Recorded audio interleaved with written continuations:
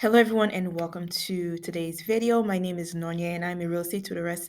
On this channel, I bring the best tips and tools to getting your real estate license and answer any questions you may have. So, I wanted to respond to a question that I got, and it was on the cost approach when it comes to appraisals. So, here is the question. If an appraiser uses the cost approach method to determine the value of a two-story building, all right, and so it is 128 by 97 and it is $120 per square foot with $10,000 in depreciation and $27,500 for the lot. What is the value of the property? Okay, so first things first, let's look at the cost approach. The steps of the cost approach: first, you estimate the value of the land, knowing that land is not depreciating value. Then you estimate the cost of construction and improvements. So that's your second step. Then you factor depreciation based on the cost, all right? Not based on the land value, based on the cost of the building or the improvements, all right? So then we go to step number 4. We subtract that depreciation from number 2. Okay, so whatever we got in number 3, we subtract from number 2.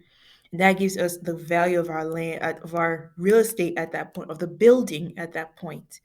Then when we know the value of the building or the construction of that building, then we add that number to the value of the land. And that gives us the value of that real estate. So what we're doing is we're separating the real estate, what we're doing is we're separating the cost of the land from the cost of the building. Calculate the depreciation on the building alone, and then add that number to the land in step 5. Okay, so here's the question, and do let me know if this is correct, okay, when you see this, because there are two ways that I'm considering this. Number one, it's a two-story building, so perhaps 128 by 94 is per floor. So 128 times 97 times 2 for the entire building, or is 128 times by 97 the entire cost? Okay, so that's one thing I don't know. So we're just going to do both. So I'm grabbing my calculator here. Land value, we already know to be 27,500. Okay, construction costs, 128 by 97. Okay, and then when you multiply those two numbers, okay, you're going to get 12,416. 12,416, and then the cost is 120 per square foot. So we'll multiply this by 120. Okay, and that will give you 1,489,920. Okay. Then down to depreciation. From the question, depreciation is $10,000. Okay, so the building's value would be the construction cost minus the $10,000. So 1,489,920 minus 10,000. And that gives you 1,479,920. Then step 5, what's the value of the real estate? So the value of the building plus the land.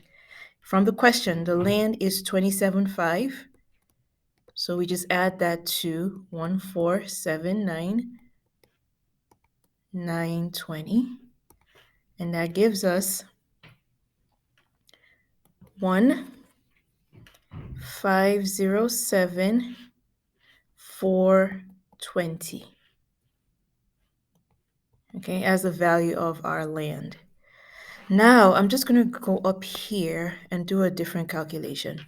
So here with our construction cost, remember I said it's a two-story building. So I'm not sure if this is 128 by 97 for one floor and then 128 by 97 for the second floor. So we're just going to do the math like it's for 2 stories. So 128 times 97 times 2 is 24,800 832 times 120, which is the cost per square footage, right? So 24,832 times 120, and that gives us 2,979,840. And then we go to step 4, subtract 10,000 from this, and that gets us 2,969,840 plus 27,500, which is our land.